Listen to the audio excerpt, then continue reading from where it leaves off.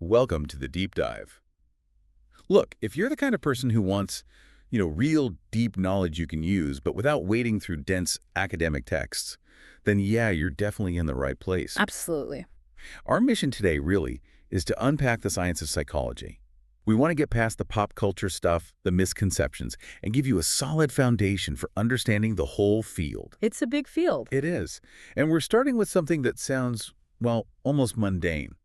But it tells us a lot about us. Psychologists actually study weighting. It's true. And think about it, especially the last few years, since maybe 2020, so many people globally felt like their lives were just on hold. Right. Waiting for jobs, waiting for things to get back to normal, waiting for news. Exactly. And that kind of waiting, especially when things are uncertain, it's stressful. So psychologists naturally ask, how do people cope with that huge global pause? And the answer involves a concept that's just incredibly useful for understanding how we function. It's called flow. Ah, flow. Yeah, this comes from Csikszentmihalyi's work. It's that state of mind, that zone you get into when you're so completely absorbed in something, you just lose all track of time. Like totally immersed. Totally. But the key thing is, the activity needs to hit that sweet spot, that optimal challenge. If it's too easy, you're bored stiff. If it's way too hard, you just get frustrated and quit. So we're talking about things like, I don't know, finally nailing that tricky sourdough bread recipe. Could be. Or getting completely lost in training for a run, or maybe even just building a really complex Lego model. Precisely. And the research showed that when people who were stuck waiting, for big life things, when they found activities that got them into that flow state, they actually felt more positive emotions. And the negative feelings, they went down significantly. It's like this built-in coping mechanism we have. Wow. And that basic drive, just trying to understand why we do the things we do, well, that's really the core of psychology itself. Okay, so let's nail down that formal definition then, because this really is the bedrock of the science. Psychology is the scientific study of behavior and mental processes. Right. And 3 words there are absolutely key. First, science. Okay. Psychology isn't just about gut feelings or, common sense ideas. It uses systematic methods, evidence-based. To do what exactly? To observe what's happening, describe it, predict what might happen next, explain why it happens, and sometimes ultimately to help change or control behavior. Got it. Systematic. Okay, then the second term, behavior. That seems more straightforward. It is, mostly. It's the stuff we can actually see someone doing. Like? Smiling, crying, sure, but also riding a motorcycle, giving a presentation, anything directly observable. Okay, but the third term, mental processes. Yeah. That feels like where it gets really interesting and maybe trickier. This is what separates psychology from just watching actions, right? Exactly right. Mental processes are all those private, internal experiences, things nobody else can directly observe. Like your actual feelings, your thoughts. Your feelings, your thoughts, your motives for doing something, the memory you have of that motorcycle trip, all that internal stuff. It's completely real, it drives our lives, but it's invisible to an outsider. So because these mental processes are so private, so internal, studying them scientifically must require a really specific kind of mindset. Yeah, you can't just rely on intuition. You absolutely cannot. It demands discipline. There's really a set of 4 core attitudes psychologists have to cultivate. Okay, what are they? The first one is critical thinking.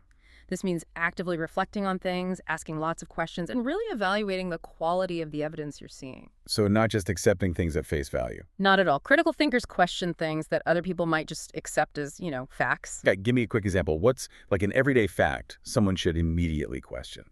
Okay. How about any headline that promises some huge, life-changing result with almost zero effort? Like those miracle diet ads. Lose 20 pounds in a week by drinking this tea.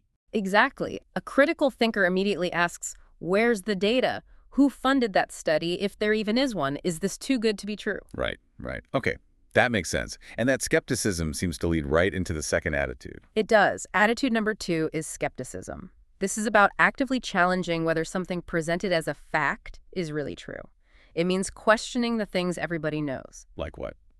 Well, think historically. Everybody knew the Earth was flat, right? Or more recently, maybe everybody knows that some social media algorithm is practically reading your mind. Skepticism says, hold on, let's question that assumption. Is it actually true? Right. Challenging the status quo. Now, the third attitude. This one feels tough in today's world. Objectivity. Oh, it's crucial and, yes, very difficult sometimes. Objectivity means relying on the empirical method. You have to base your knowledge on direct observation, on collecting data, and using logical reasoning. So seeing things as they are, not how you want them to be. Precisely. You have to let the evidence lead you, even if it contradicts your own beliefs or hunches. Don't rush to conclusions. Wait for the data. And what powers all of this? What keeps the whole process going? Simple. Curiosity. Just noticing things in the world and wanting to know why. Why does that person act that way? How does love actually last for 50 years? Why do we dream? Without that fundamental curiosity, there are no questions to even start investigating. That kind of relentless questioning, that skepticism, it's got to be our main weapon against, well, pseudoscience, right? Right. Fake science that sounds convincing but has no real research behind it. Absolutely essential. And the source material brings up a huge one, a perfect example of where critical thinking failed massively. The idea of learning styles. Oh, the learning styles myth. Yes. This one is incredibly persistent. The basic idea, and you've probably encountered this yourself. Oh, yeah, I think I was always a visual learner. Right. The belief is people learn best when the teaching method matches their supposed style, visual, auditory, reading, writing, or kinesthetic, hands-on. It sounds logical. It feels intuitive. It does. And because it feels intuitive, it's become really widespread. Drives a lot of educational training, materials, all based on this idea that tailoring the instruction will boost learning. Okay, so what's the punchline? What does the actual science say? Well, here's where the critical thinking and objectivity come in. After many, many rigorous studies looking at this exact question, the evidence is overwhelmingly clear. Oh. Matching the teaching method to a student's supposed learning style has no meaningful impact on their learning outcomes. Zero. Scientifically speaking, it's a myth. Wait, hang on. So this idea is basically bunk, scientifically. Yeah. But it's still being taught. Like in teacher training programs, maybe even on licensing exams? Unfortunately, yes. It's incredibly sticky. It highlights a major breakdown in applying that critical thinking mindset. That's kind of disturbing. Is there actual harm in believing it, though? Or is it just ineffective? There can be real harm. If a teacher genuinely believes learning styles are fixed, like you're hardwired as a visual learner, they might subconsciously steer a student away from challenging tasks that require, say, strong auditory processing. They might think, oh, little Johnny can't do that. He's not an auditory learner, when the reality is Johnny just needs more practice with that specific skill. So it can actually limit a student's potential based on a false premise. Exactly. That's the real danger of pseudoscience when it gets embedded in practice. Wow. Okay, that's a really important point. Now, speaking of common misconceptions, the other big one we need to tackle is this idea that psychology is only about mental illness. No. You know, the stereotypical couch, the focus on problems and disorders. Where did that narrow view even come from? Well, the media definitely plays a role, but historically, a lot of that perception traces back to Sigmund Freud. Ah, Freud. Freud developed his theories, which were groundbreaking for their time, but also, let's face it, quite limited, based almost entirely on his work with patients in clinical practice, people who were struggling, often with very deep-seated issues. So working only with people facing significant problems must have skewed his perspective on humanity overall. It certainly seems to have. It led to his psychodynamic approach, which really emphasized dark, unconscious drives, conflicts, the impact of early trauma. He wasn't exactly known for his rosy view of human nature. Didn't he say something pretty harsh? He famously wrote, "In my experience, most of them are trash." So yeah.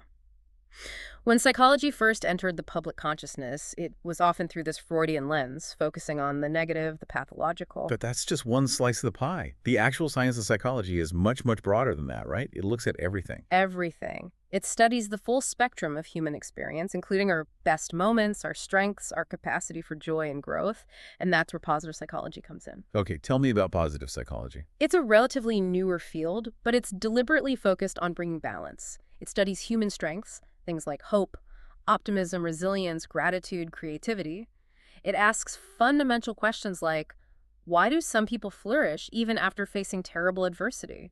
And the source material had such a moving example of that resilience, the power of forgiveness. Yes, the story of U.S. Representative John Lewis, an incredible example. 50 years after he was brutally beaten by Elwyn Wilson during a freedom ride, the two men met, and John Lewis publicly forgave him. He said, "I hold no grudge. Hate is too heavy a burden to bear." That takes immense strength. just incredible. It really does, and psychologists study that capacity. How can humans manage to let go of anger and find forgiveness, even after horrific experiences like violent racism or even genocide?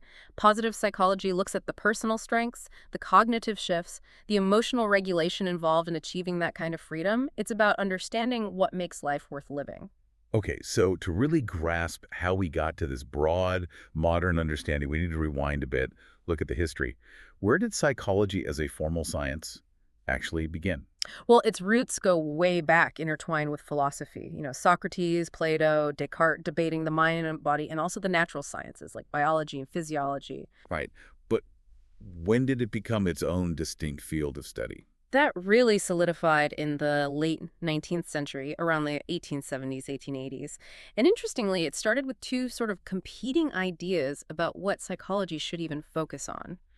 We often talk about the two twin founders. Okay, who were they? First, in Germany, you had Wilhelm Wundt. In 1879, he set up the very first formal psychology laboratory. His approach was called structuralism. Structuralism. Sounds like it's about building blocks. Exactly. Wundt wanted to identify the basic elements, the fundamental structures of mental processes. Think of it like chemistry trying to find the basic elements of matter. What are the component parts of consciousness? How did they even try to study that? Their main tool was introspection, but it wasn't just casual navel-gazing.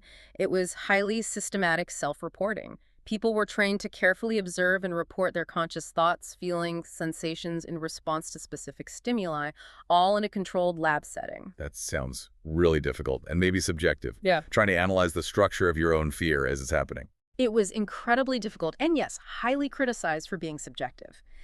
How could you verify someone else's internal report?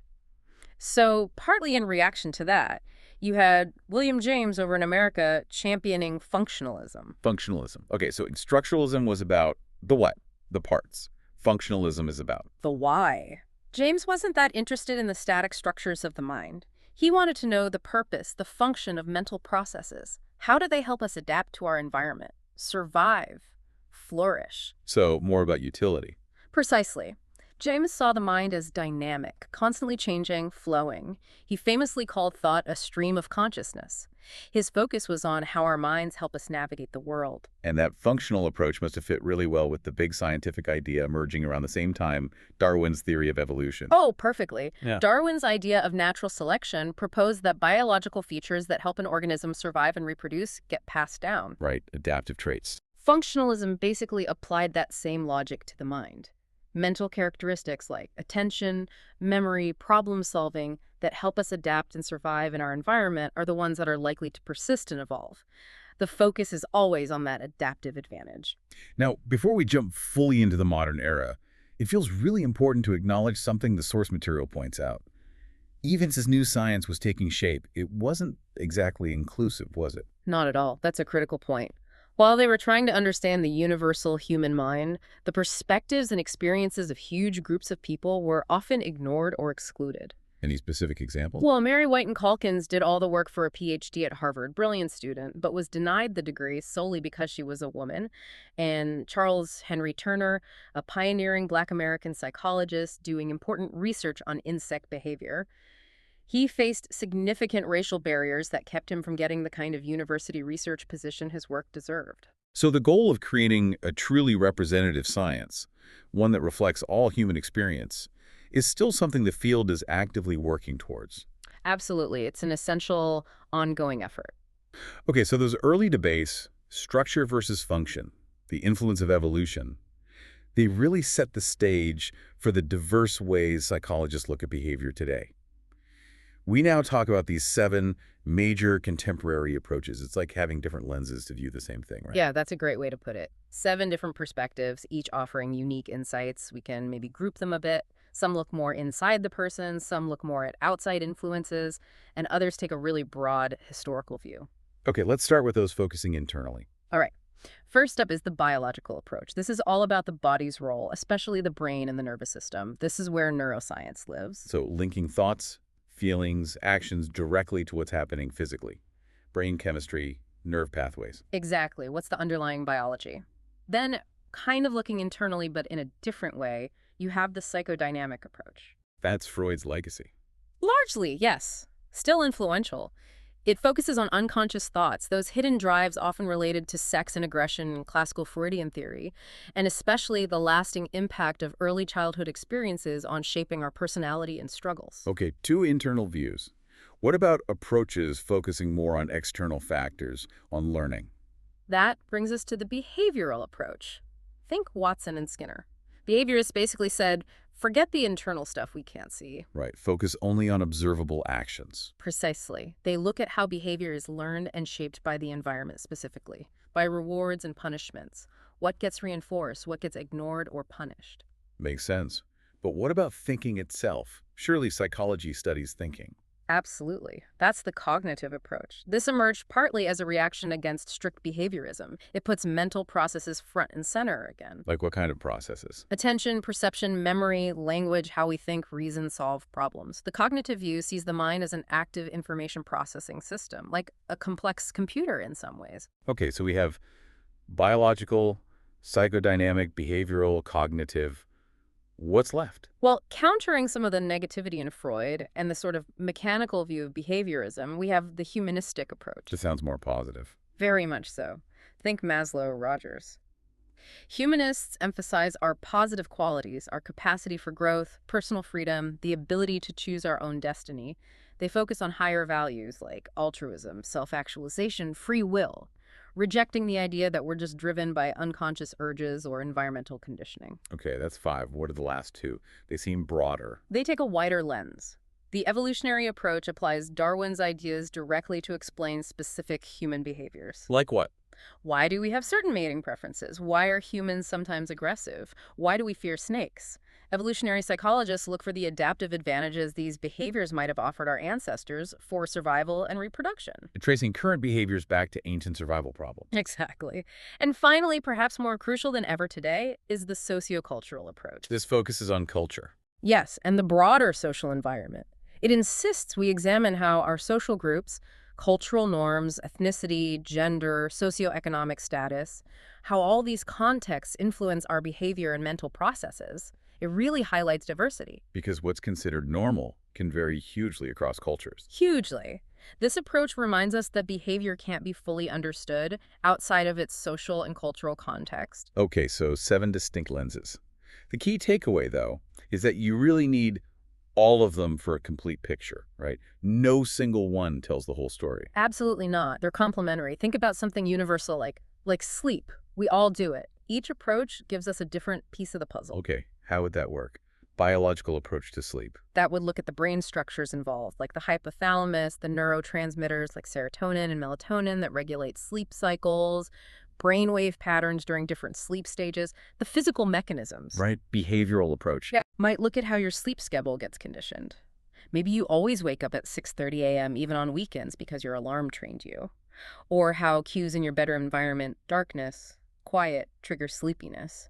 Rewards and associations. Cognitive approach. That would focus on what the mind is doing during sleep. Its vital role in consolidating memories, processing information from the day, maybe even problem solving. How does sleep affect thinking and learning? Makes sense. Psychodynamic, maybe dreams. Exactly. Interpreting dreams as windows into unconscious desires or conflicts, though that's less emphasized now than it used to be. Humanistic. Hard to see that one with sleep. Maybe less direct, but perhaps focusing on the need for rest and rejuvenation for personal growth and achieving one's potential.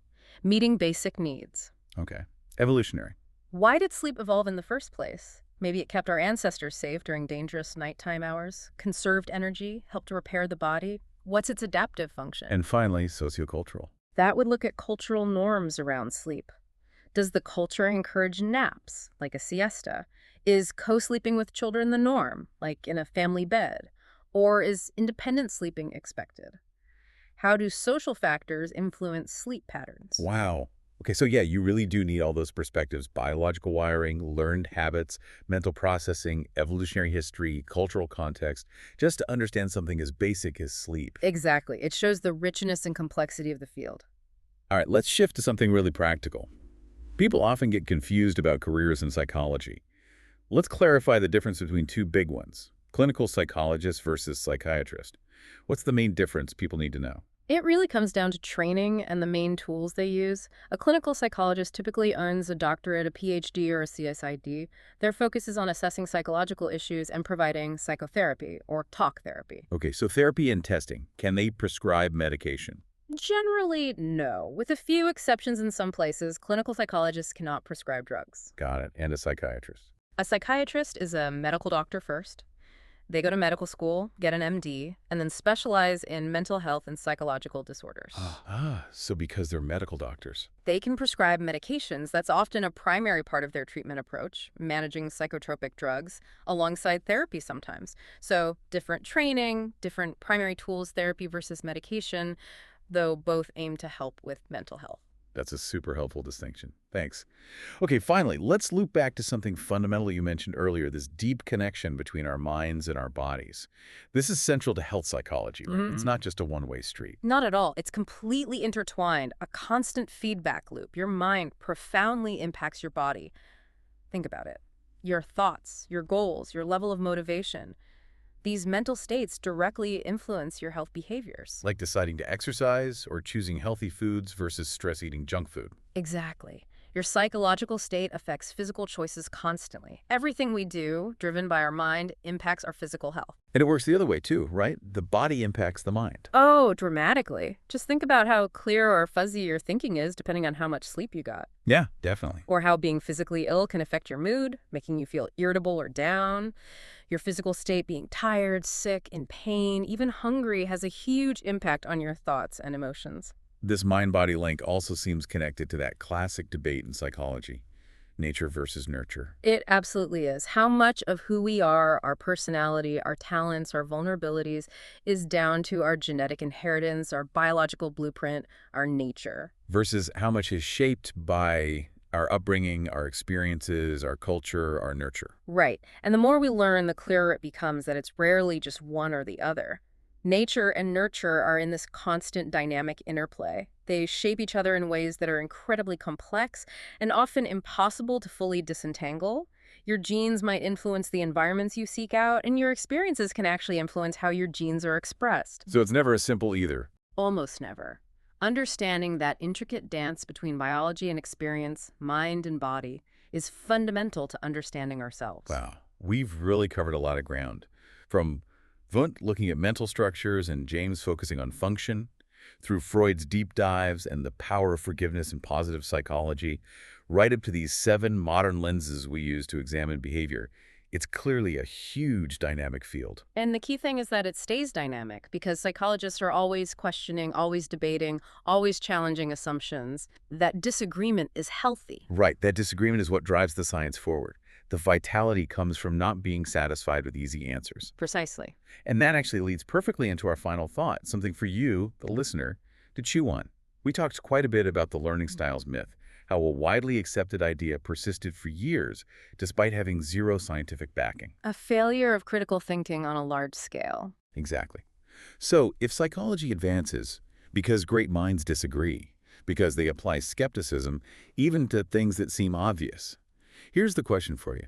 What psychological concepts out there right now, things that feel like established facts, maybe things taught in schools or trending on social media, what concepts need your skepticism?